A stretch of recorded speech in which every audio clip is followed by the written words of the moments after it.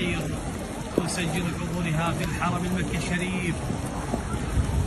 اللهم لك الحمد والشكر. الساعة الآن 1:02 فجرا. الله يطرح البركة إن شاء الله. يعطيك العافية حجي. إن شاء الله.